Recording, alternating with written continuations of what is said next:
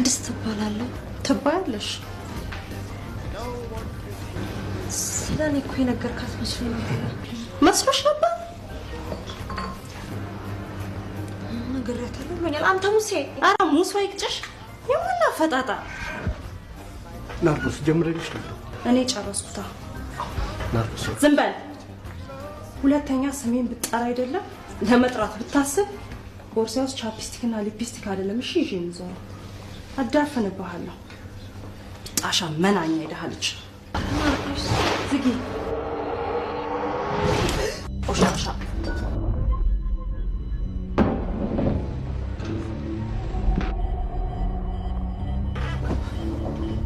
ባለጌ ነሽ። ባለጌ